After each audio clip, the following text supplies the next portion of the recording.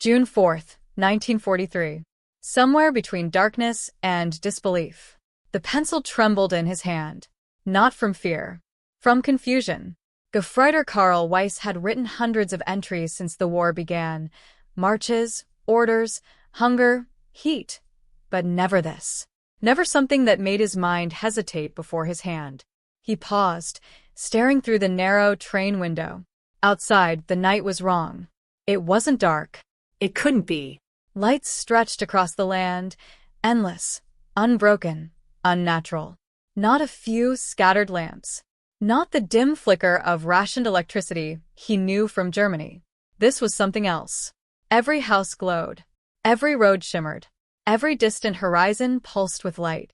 It looked like the sky had fallen to the earth and refused to go out. Karl leaned closer to the glass, his breath fogging the window. "Impossible," he whispered. Behind him, other soldiers had noticed it too. Men who had survived North Africa. Men who had seen cities burn and skies explode. Men who did not scare easily. Now, they were silent, watching, trying to understand. For 3 years, they had been told a story, that America was weak, Decadent. collapsing under its own excess. A nation too soft to fight a real war. A people divided, fragile, unprepared. Karl had believed it. They all had. Because it made sense. Because it had to be true. But this endless ocean of light stretching across the land at midnight, this was not weakness. This was not collapse. This was power. Raw. Casual. Unapologetic power. The train kept moving. And the lights did not end. Not after a mile. Not after 10. Not after an hour. Karl felt something unfamiliar creep into his chest. Not fear.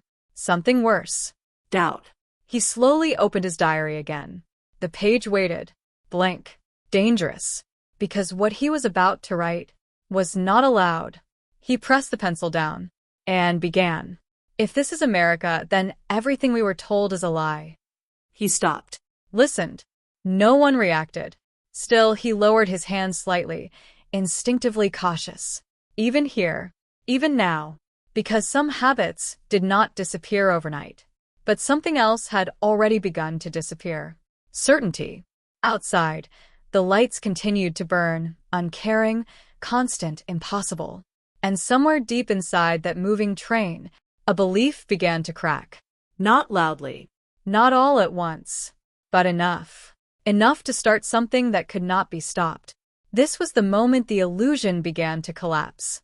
Before the train, before the lights, before the doubt, there had only been certainty. Karl Weiss had grown up inside a world that explained everything. America, they were told, was not a real threat. Not like Britain. Not like Russia. America was soft. A nation built on comfort, not strength. A people who valued money over discipline, pleasure over sacrifice. Their cities were bloated. Their people distracted. Their society divided. They have no spine. Karl's training officer had said back in 1941, pacing slowly in front of a line of young recruits. They live for comfort. And comfort, he paused, letting the words settle, creates weakness. The room had been silent. Everyone believed it. They had to, because everything around them reinforced it. Newspapers showed images of American chaos. Strikes. Crime. Political arguments. Radio broadcasts mocked their leadership. Films portrayed them as careless, undisciplined, almost lazy. Even their military was described the same way, untrained, uncoordinated, unprepared for real war. Karl remembered laughing once, not out of arrogance, but out of confidence. Because if your enemy is weak, victory feels inevitable. And Germany, disciplined, organized, unstoppable, was the opposite of everything America was supposed to be. Or so they were told. Even in Africa, when supplies ran thin and heat crushed morale, the belief remained intact. America couldn't sustain a war. Not a real one. Not across oceans. Not against a machine like Germany. They don't have the will. One officer had said as they rationed their last supplies near Tunisia. They'll break before we do. Karl had believed that too, even as their lines collapsed. Even as surrender became unavoidable, even as they were disarmed, processed, and marched into captivity, the belief held, because it was never just information. It was identity. To believe America was strong was to admit Germany might not be, and that was unthinkable. So when they boarded the transport ships, when they were told they were being sent across the Atlantic, when rumors spread that they would see America with their own eyes, most of them weren't curious. They were certain they would finally see the truth behind the illusion, the cracks in the system, the weakness behind the propaganda, the collapse that had been promised to them again and again. Some even looked forward to it. Carl remembered a soldier joking as they lined up to board. "Maybe they'll feed us chocolate and Coca-Cola," he laughed. A few others joined in. It sounded ridiculous, almost insulting, because, in their minds, that was America. Excess without strength, luxury without discipline, a nation that had forgotten how to struggle. Carl had smiled faintly, not because it was funny, but because it felt right. It fit everything he had been taught, everything he understood about the world. But now, standing at that train window, watching an entire landscape illuminated like daylight at midnight, that certainty no longer fit. And the most dangerous thought of all began to form. What if the weakness was never theirs? The train moved forward. The lights did not fade. And inside each silent carriage, the world they had trusted was beginning to fracture. Not shattered yet, not completely, but the foundation, the very core of what they believed, was no longer stable. And they all felt it, even if no one said a word. The first crack didn't come from the lights. It came from something far simpler. Food. They hadn't expected much. Prisoners of war didn't receive comfort. Everyone knew that. At best, they expected survival. At worst, well, no one said it out loud. The camp in North Africa had already lowered their expectations. Dust. Heat. Hunger. Days measured by ration lines and empty stomachs. So when the Americans began distributing meals, no one moved at first. They thought it was a mistake. Carl stood in line, watching carefully. Metal containers were opened. Steam rose into the air. The smell hit him first. Real food. Not substitute. Not ration scraps. Real. A soldier in front of him leaned slightly forward, squinting. "What is that?" he muttered. No one answered, because no one believed what they were seeing. White bread. Not dark, coarse war bread. Soft. Clean. Fresh. Carl hadn't seen bread like that in years. Then came meat. Actual cuts of meat, thick, cooked, steaming. And coffee. Not the bitter substitute they had grown used to. Real coffee. The kind that filled the air with a smell so rich it almost felt unreal. The line moved. Carl stepped forward. A tray was placed in his hands without ceremony. No hesitation. No inspection. No reduction. Just given. He looked down at it. For a moment he didn't move, because something about this felt wrong. This wasn't how it was supposed to be. Behind him, someone whispered, "Careful, it could be a trick." Carl almost nodded. It made sense. It had to be deception. Why would an enemy feed prisoners like this? Why would they waste resources? Why would they care? But the American soldier serving the food didn't look interested in deception. He looked bored. Routine. As if this meant nothing. As if this wasn't special at all. Carl slowly sat down. Around him, others did the same. Silence filled the space. Then, cautiously, someone took a bite. Then another. Then another. No one spoke, because the realization was already forming. This wasn't a trick. This was normal. Carl lifted the bread, pressed it slightly between his fingers. Soft. Fresh. Impossible. He took a bite. For a second, nothing. Then, his expression changed. Not dramatically. Not visibly to others. But inside, something shifted. Because this wasn't just food. This was proof. Proof that something didn't match what they had been told. Across the table, a soldier stared at his tray. "They fed us worse than this at the front," he said quietly. No one argued, because it was true. Even before surrender, even before defeat, their own supplies had been worse. Carl looked around. Men who had survived bombardments, who had marched through deserts, were now sitting in silence over a meal. Not because they were grateful, because they were confused. Deeply. Uncomfortably confused. Later, one of the guards spoke casually as they cleared the area. Eat up. There's more if you need it. More. The word lingered. Carl glanced back. No one rushed. No one reacted. Because they didn't know how. Abundance was unfamiliar. That night, the conversations began. Quiet, careful, controlled. They're trying to impress us. It won't last. This is just temporary. They want something. Every explanation led back to one idea. This cannot be real. Carl wanted to believe that. He needed to. Because the alternative was dangerous. If this was normal, if this was standard, then everything they had endured, everything they had believed about strength and sacrifice, everything they thought made them superior, started to lose meaning. He lay down that night, staring at the ceiling. The lights were still there. Bright. Constant. Endless. And now there was something else. A question he could not silence. Not yet fully formed, but growing. If this is how they treat prisoners, then how do they live? The crack had started. Small. Invisible from the outside. But inside, it was spreading. The next shock didn't come from what they were given. It came from how they were moved. Carl expected freight cars. Cattle wagons. The kind used to move soldiers like cargo, tight, dark, efficient. That was how armies worked. That was how prisoners were transported. But when they were marched toward the train, he slowed down. Because something was wrong. Again. The cars waiting on the tracks weren't freight wagons. They were passenger coaches. Clean. Polished. Windows wide and clear. For a moment no one moved. One soldier frowned. This is not for us. It had to be a mistake. Carl thought the same. But the guards gestured forward. Calmly. Casually. Move along. No correction. No change. Just confirmation. This was real. They boarded slowly. Carefully. As if stepping into something fragile. Carl entered one of the cars. And stopped. Seats. Padded. Soft. Arranged neatly in rows. Not wooden benches. Not metal frames. Actual seats. A soldier behind him muttered. This is how civilians travel. No one laughed. Because it was true. And it didn't make sense.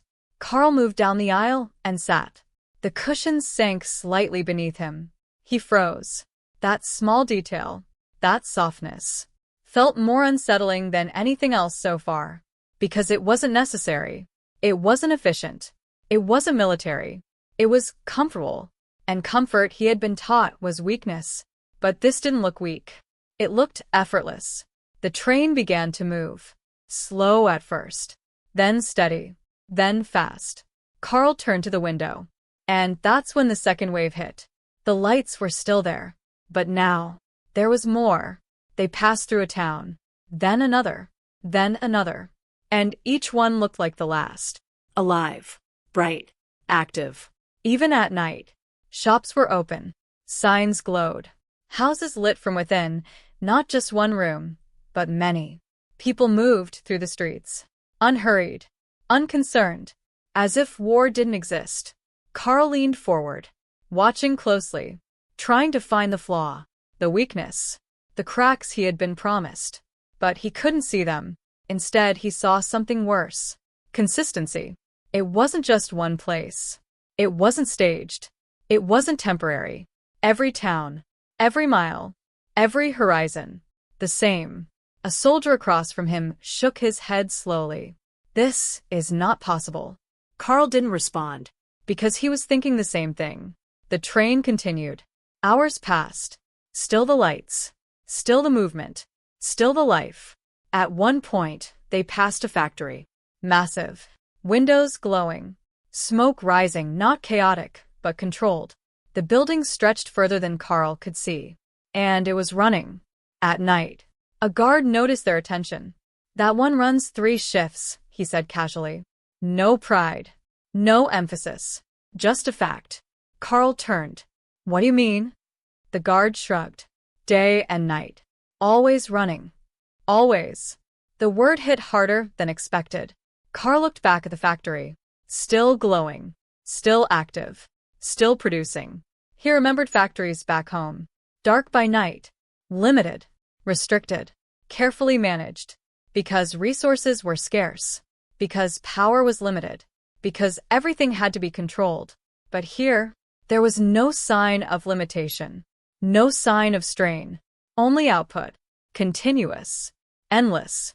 The train rolled on. Through cities. Across bridges.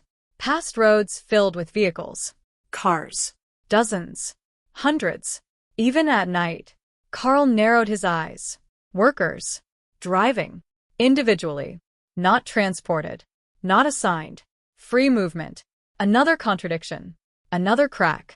And with each mile, the pressure inside his mind increased.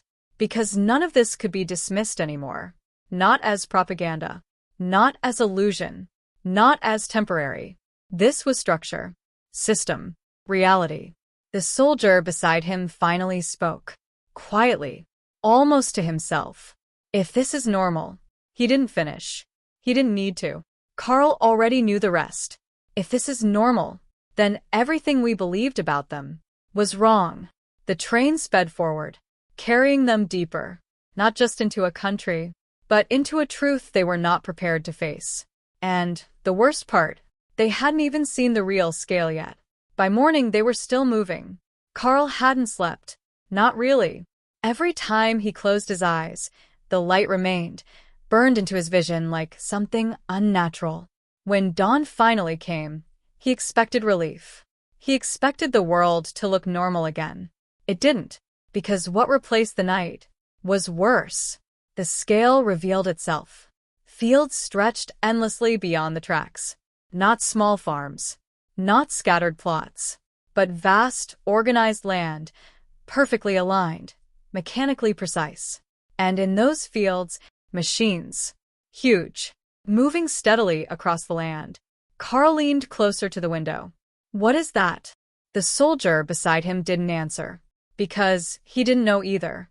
The machine cut through crops with ease, smooth, efficient, unstoppable. Behind it, the land transformed instantly. Harvested. Clean. Finished. One pass. Done. Carl's mind tried to calculate. Back home, it would take dozens of men, days of labor, endless effort. Here, one machine, one operator. Minutes. The train didn't slow. And the shocks didn't stop. Soon the fields gave way to something larger. A city. But not like the ones he knew. This wasn't dense. Wasn't cramped. It was spread out. Organized. Alive. Buildings rose in clean lines. Roads stretched wide and open. And everywhere. Movement. Cars. So many cars. Carl blinked. Then looked again. Dozens. No, hundreds. Everywhere. Flowing through streets without chaos. Without congestion. Without visible control. How? Someone whispered. No one answered. Because the question had no place to land. In Germany, a car was rare. A symbol of status. Something distant. Here, it looked normal. Common. Expected. The train passed a parking area near a factory. Carl stared. Rows of vehicles. Endless rows. Worker vehicles. Not military. Not elite. Workers. Driving themselves to work. The idea alone felt absurd. A guard noticed their reaction again. They'll be changing shifts soon, he said casually. Carl turned sharply. All of them. The guard nodded. Yeah. As if it were obvious. As if this required no explanation. Carl looked back. Hundreds of workers. Hundreds of cars. And this was just one place. One. The train moved on. Then came the electricity. Not just lights now. Infrastructure. Poles stretched across the land. Lines running endlessly. Power flowing everywhere. Not limited. Not rationed. Not hidden. Used. Freely. Carl remembered the blackouts. The darkness back home. Entire cities dimmed to avoid bombing. Electricity treated like something fragile. Something rare. But here, lights burned in empty buildings. Fans turned in unused spaces. Power flowed without hesitation. A soldier near the window shook his head slowly. They waste it. Carl didn't respond immediately, because something about that word felt wrong. Was it waste? Or was it abundance? And if it was abundance, then what did that say about everything else? The train crossed a river. Below, massive barges moved slowly through the water. Loaded, heavy, carrying something, grain, maybe. Carl squinted. The scale didn't make sense. Each barge held more than he had seen transported in weeks back home. And there were many, moving steadily, uninterrupted. The system wasn't just large. It was continuous, endless, self-sustaining. That's when the realization deepened. This wasn't a country struggling through war. This wasn't a nation stretched thin. This was something else entirely. Something operating at full capacity, while fighting a global war. Carl leaned back slowly. The seat beneath him still soft. Still wrong. Everything felt wrong now. Because every mile destroyed another assumption. Every observation erased another certainty. And there was no sign of it stopping. The soldier across from him finally spoke again. His voice lower this time. Less confident. If they live like this. He paused. Swallowed. Then finished quietly. How do they fight? No one answered. Because no one wanted to. The answer was already forming. And it was far more dangerous than anything they had faced before. The train continued forward. Deeper. Further. And somewhere along the journey, disbelief was no longer the problem. Understanding was. Because now they weren't asking, is this real? They were asking, how is this possible? And worse, what does it mean? By the second day, they stopped trying to explain it. There were no more theories. No more, maybe it's temporary. No more, this is staged. Because what they were seeing could not be staged. It was too big. The train slowed as it approached a massive complex. At first, Carl thought it was a city. Then, he realized it was a factory. But even that word felt too small. The structure stretched beyond the horizon. Steel frameworks. Endless windows. Towers rising into the sky. Smoke columns climbed upward, not chaotic, but controlled, rhythmic. Everything about it felt deliberate. Engineered. Precise. The train crawled past. And for the first time, they saw inside. Assembly lines. Moving. Fast. Relentless. Metal frames sliding forward. Workers positioned with exact timing. Machines cutting, shaping, assembling. Again and again. Without pause. Carl pressed his hand against the glass, trying to follow it, but he couldn't. It moved too quickly. What are they making? Someone asked. A guard answered without even looking up. Bombers. The word landed heavily. Carl narrowed his eyes. Bombers? He watched more carefully. And then he saw it. Wings. Sections of fuselage. Engines being lowered into place. Aircraft. Not one. Not a few. Dozens. At different stages. Moving forward like parts of a living system. How long? Carl began, then stopped. He didn't want to ask. But he had to. How long does it take to build one? The guard shrugged. About an hour. Silence. Complete. Total. No one moved. No one reacted. Because the mind refused to process it. An hour? That wasn't production. That was impossibility.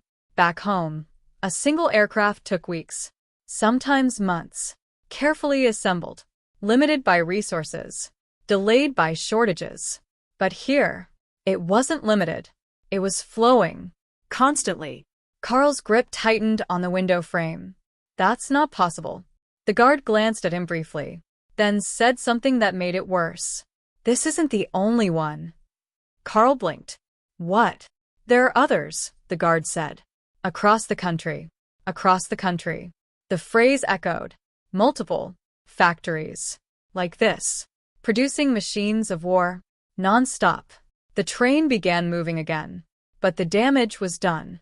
Because now they understood something far more dangerous than any weapon. Scale. Not just production, but overwhelming, unstoppable scale. The next sight came hours later. Steel. Molten rivers glowing inside massive furnaces. Carl could feel the heat even through the glass. Machines poured liquid fire into molds. Sparks exploded outward. Workers moved calmly through it all. Controlled. Efficient. Unbothered. A soldier whispered, "This alone could supply an entire army." Carl didn't respond. Because he was thinking something worse. This could supply many armies. Simultaneously, the train rolled past another facility. And another. And another. Each one different. Each one massive. Each one producing something. Tanks. Engines. Weapons. Parts. Always parts. Endless parts. Because that's what made it unstoppable. It wasn't just one factory. It was a system. Connected. Layered. Feeding into itself. Carl finally leaned back. Slowly. As if trying to distance himself from what he had seen. But there was no distance. Because the realization had already taken hold. Germany fought with precision. With discipline. With strategy. America fought with something else entirely. Volume. Speed. Capacity. An ability to produce so much. That loss didn't matter. That destruction didn't slow them. That war itself became a numbers game they could not lose. The soldier beside him spoke again. But this time his voice carried something new. Not confusion. Not disbelief. Understanding. We cannot match this. No one argued. Because there was nothing left to argue. For the first time since the war began. They weren't thinking about victory. They weren't thinking about survival. They were thinking about something far more final. Inevitability. The train continued forward. Unstoppable. Just like everything else they had seen. And deep inside each of them, a new truth settled in. Heavy. Unavoidable. This war was never equal. And they had only just begun to understand why. After everything they had seen, the machines, the factories, the endless production, they thought they understood America. Powerful, efficient, unstoppable, but still an enemy. And enemies behaved a certain way. They were harsh, cold, indifferent at best, Cruel at worst. That was how war worked. That was how it had always worked. So when the train finally stopped, and they were marched into the camp, Carl braced himself. This, he thought, would be where reality returned. Where the illusion ended. Where things made sense again. But once again, he was wrong. The barracks were not what he expected. They were wooden. Clean. Organized. Each one spaced evenly, aligned with precision. Inside. Beds. Not bunks stacked like cages. But proper beds.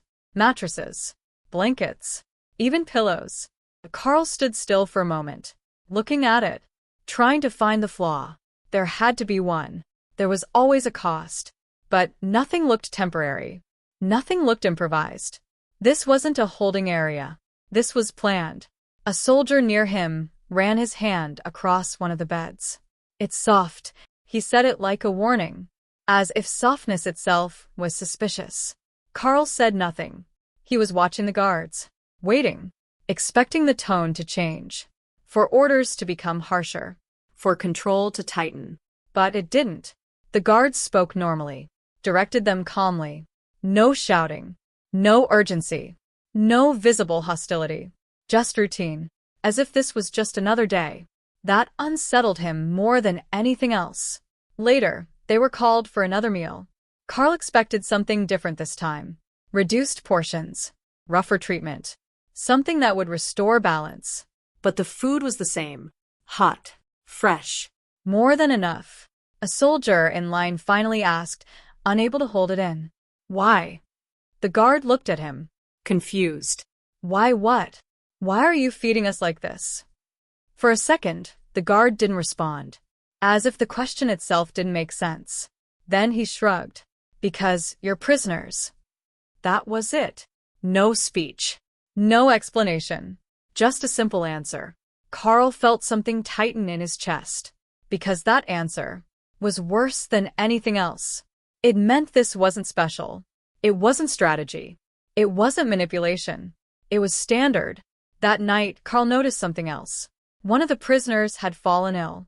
Weak. Barely able to stand. In his mind, he already knew what would happen. Neglect. Delay. Maybe nothing at all. That was how these situations worked. But within minutes, medics arrived. Quick. Efficient. They lifted the man carefully. Spoke to him. Not harshly, not impatiently, but calmly, like he mattered. Carl watched in silence. The man was taken away. Not dragged. Not forced. Escorted. Later, someone said he had been treated, given medicine, allowed to rest. No punishment. No consequence. Just care. Carl turned away, because something about that felt deeply uncomfortable. Not because it was wrong, because it challenged everything he understood. Enemies were not supposed to act like this. They were not supposed to show restraint. They were not supposed to care. But here, they did. The next day, something even stranger happened. Packages arrived. Not military supplies. Not equipment. Boxes. Delivered. Opened. Inside. Cigarettes. Candy. Small personal items. Carl stared at one of them. "Who is this for?" he asked. "For you," a guard replied. "For us?" The guard nodded. "From civilians." Civilians. The word echoed. People not involved in the war. People with no obligation. Sending things. To prisoners. To enemies. Carl didn't open the box immediately.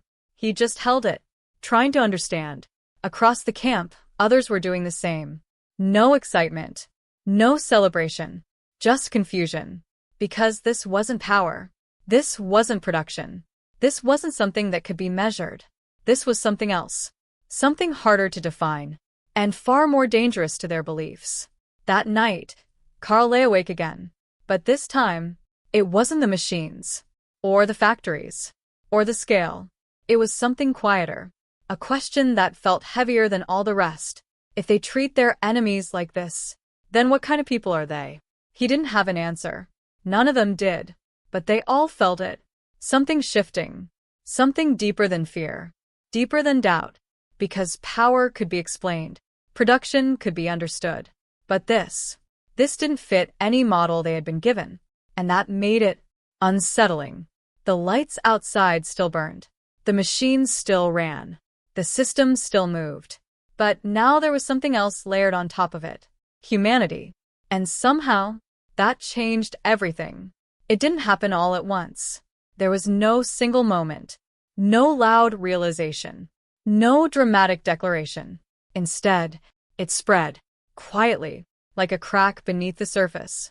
At first, the conversations were careful, controlled, still loyal to what they had been taught.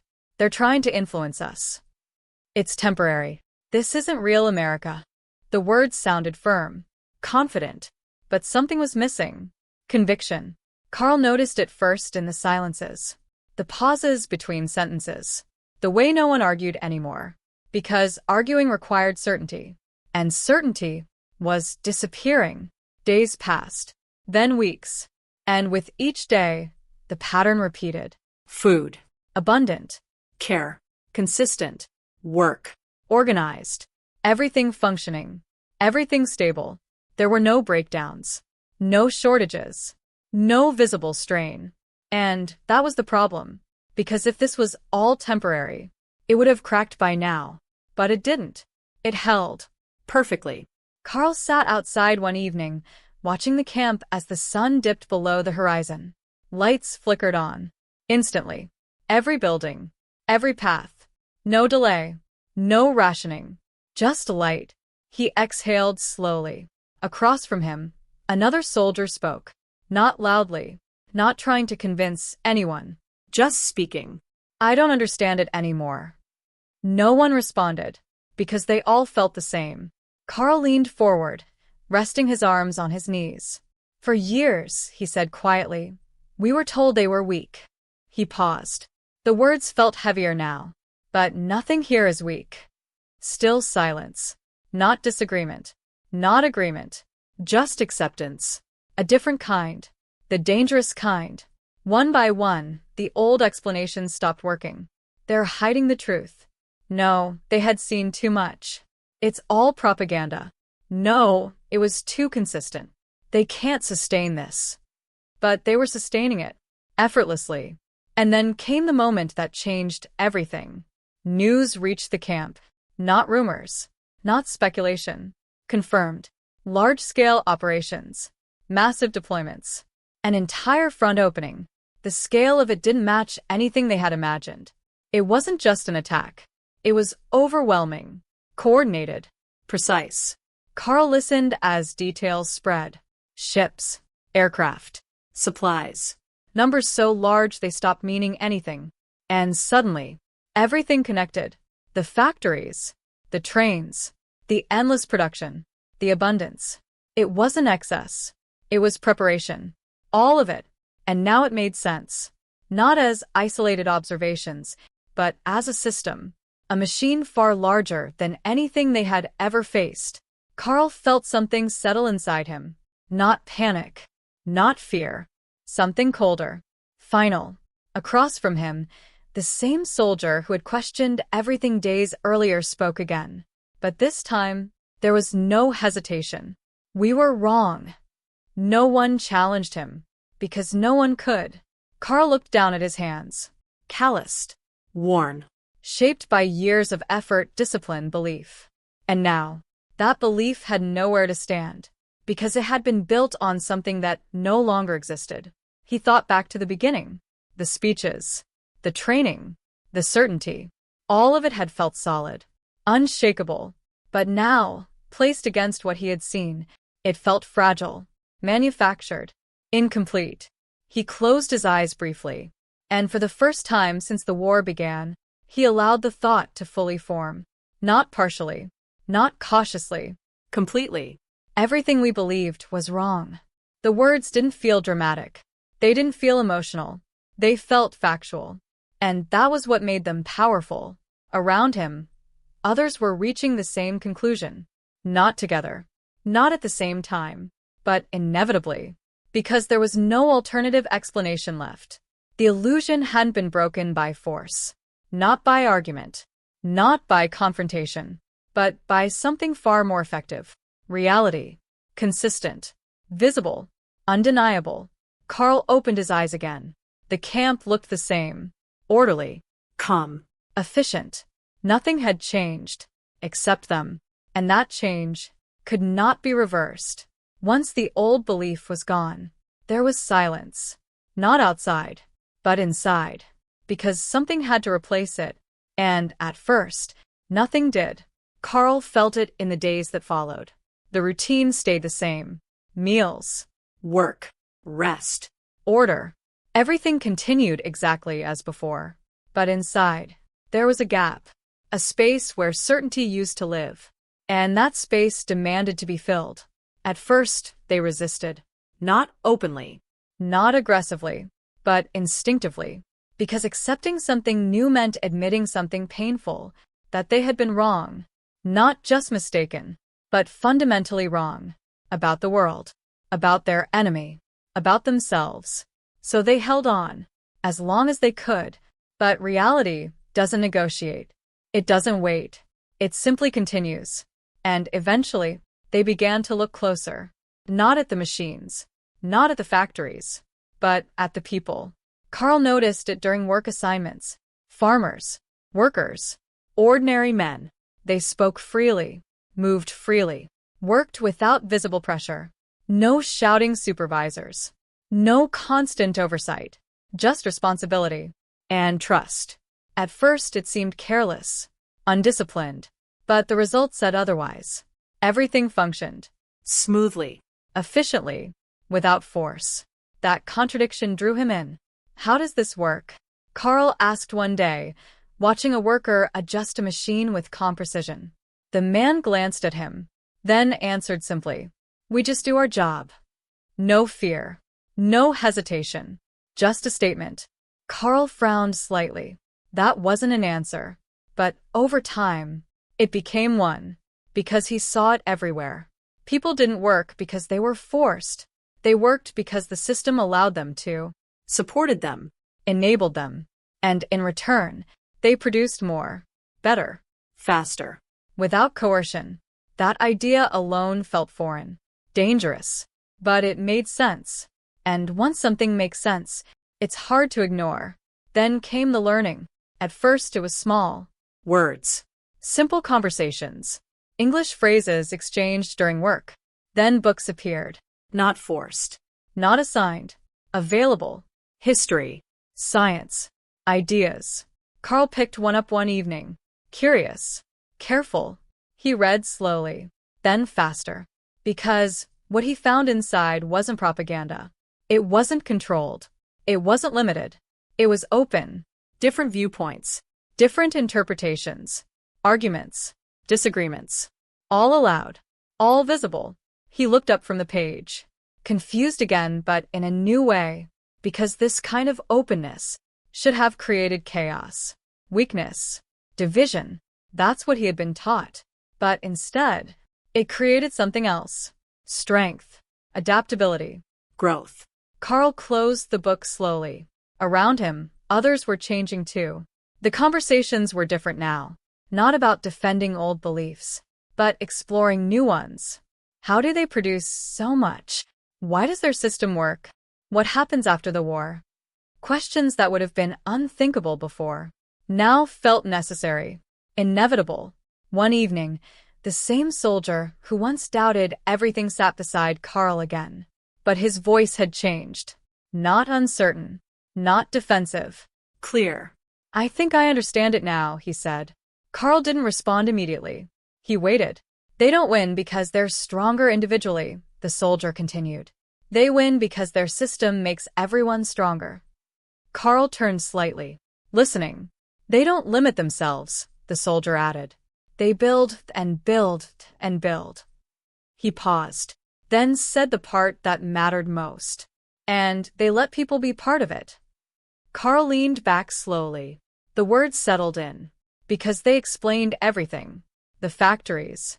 The farms. The cities. The abundance. It wasn't just resources. It wasn't just technology. It was structure.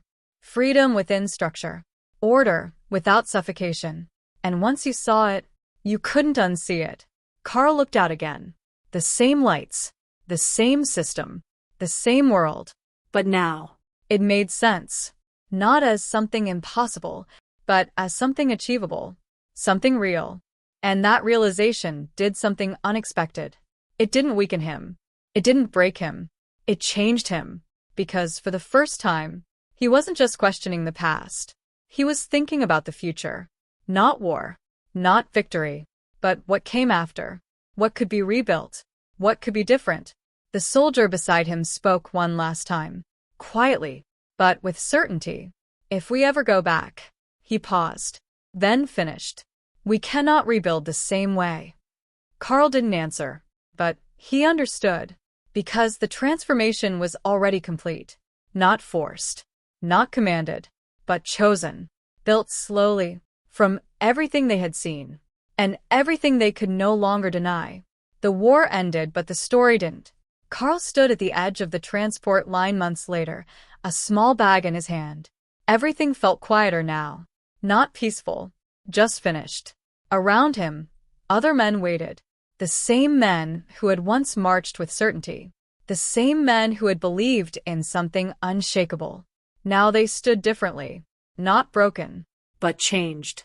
The ships that would carry them back were ready. Engines low. Smoke rising slowly into the sky. Carl looked around one last time. The camp. The buildings. The order. The place where everything had come undone and then been rebuilt. He didn't feel relief. Not the kind he expected. Because leaving didn't feel like escape. It felt like departure from something important. Something that had altered him in ways he was only beginning to understand. A voice called out. Orders. Movement began. Lines shifted forward. Step by step. Closer to the ship. Closer to home. But home no longer meant what it once had. Because the world he was returning to was gone. Destroyed. And the beliefs he carried with him before were gone too. Replaced. Not with certainty, but with something stronger. Understanding. Carl stepped onto the ship. Paused briefly. Then turned back. The land stretched behind him. Calm. Orderly. Unchanged. A place that had shown him something he could never forget. Not through force, not through argument, but through reality, through proof, through something impossible to deny. As the ship began to move, he realized something else. He wasn't leaving empty-handed. None of them were. They were carrying something far more valuable than anything they had brought into the war. Knowledge, not of weapons, not of tactics, but of how a world could function differently, how a system could create instead of consume, how strength could come not from control, but from freedom. Days passed at sea. The conversations continued, not about battles, not about defeat, but about the future. What will Germany look like now? How do we rebuild? What do we keep, and what must we never repeat? Karl listened more than he spoke, because the answers weren't simple. But one thing was clear. They could not return to what was. They had seen too much. And once you see something clearly, you cannot pretend it doesn't exist. When they finally arrived, Germany was exactly as they had feared. Ruins, silence, fragments of what once stood. But this time, Karl didn't feel the same despair, because now he had something else. A reference, a model, a memory of what was possible. And he wasn't alone. Thousands of others carried the same thing, the same understanding, the same realization. They had entered that foreign land as soldiers of one system and left as witnesses to another. Over time, those ideas spread, quietly, slowly, through conversations, through work, through rebuilding, not perfectly, not instantly, but steadily. Factories rose again, farms adapted, cities rebuilt, and beneath it all, a different foundation began to take shape. One not built on fear or control, but on something they had once misunderstood. Freedom. Years later, Karl would think back to that night on the train. The lights. Endless. Impossible. The moment everything began to change. At the time, he thought it was just a shock, just a contradiction. But now he understood. It was a glimpse of a system so powerful, it didn't need to prove itself, because it simply worked, and that was the difference. Not louder, not harsher, just stronger. In the end, the greatest transformation hadn't happened on the battlefield. It hadn't come from defeat, or victory, or orders. It had come from something far more subtle. Observation, reality, truth revealed over time. They had arrived as believers in one world. Certain, confident, unquestioning. And they left as something else entirely. Not prisoners, not victims, but witnesses. Carriers of a new understanding. And that understanding would shape everything that came after. Karl closed his eyes for a moment, then opened them again. The world ahead was uncertain, broken, but not without hope, because now he knew what was possible. They arrived as soldiers of certainty and left as architects of change. If you want next level fire, I can now.